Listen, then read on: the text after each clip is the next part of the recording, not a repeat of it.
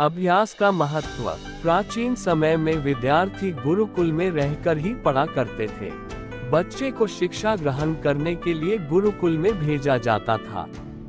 बच्चे गुरुकुल में गुरु के सानिध्य में आश्रम की देखभाल किया करते थे और अध्ययन भी किया करते थे। वरदराज को भी सभी की तरह गुरुकुल भेज दिया गया। वहां आश्रम में अपने साथियों के साथ घुलने मिलने लगा, लेकिन वह पढ़ने में बहुत ही कमजोर था। गुरुजी की कोई भी बात उसके बहुत कम समझ में आती थी। इस कारण सभी के बीच वह उपहास का कारण बनता है। उसके सारे साथी अगली कक्षा में चले गए, लेकिन वो आगे नहीं बढ़ पाया। गुरुजी जी ने भी आखिर हार मानकर उससे बोला, बेटा वरदराज, मैंने सारे प्रयास करके देख लिए हैं। अब यही उचित होगा कि तुम यहाँ अपना समय बर्बाद मत करो। अपने घर चले जाओ और घर वालों की काम में मदद करो।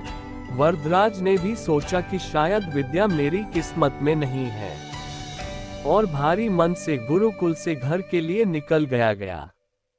दोपहर का समय था। रास्ते में उसे प्यास लगने लगी। इधर उधर देखने पर उसने पाया कि थोड़ी दूर पर ही कुछ महिलाएं कुएं से पानी भर रही थी। वह कुएं के पास गया। वहां पत्थरों पर रस्सी के आने जाने से निशान बने हुए थे, तो उसने महिलाओं से पूछा, ये निशान आपने कैसे बनाए? तो एक महिला ने जवाब दिया, बेटे ये निशान हमने नहीं बनाए।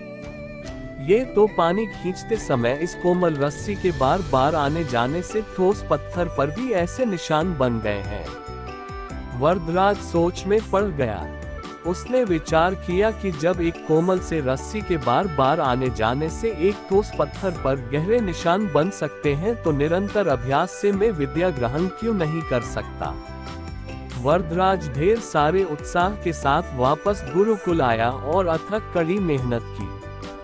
गुरुजी ने भी खुश होकर भरपूर सहयोग किया। कुछ ही सालों बाद यही मंदबुद्धि बालक वरदराज आगे चलकर संस्कृत व्याकरण का महान विद्वान बना, जिसने लघु सिद्धांत कौमुदी, मध्य सिद्धांत कौमुदी, सार सिद्धांत कौमुदी, गीर्वाण पद्मंजरी की रचना की। अभ्यास की शक्ति का तो कहना ही क्या है।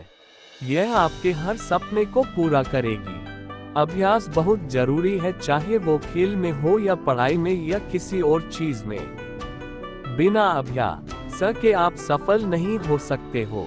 अगर आप बिना अभ्यास के केवल किस्मत के भरोसे बैठे रहोगे, तो आखिर में आपको पछतावे के सिवा और कुछ हाथ नहीं लगेगा।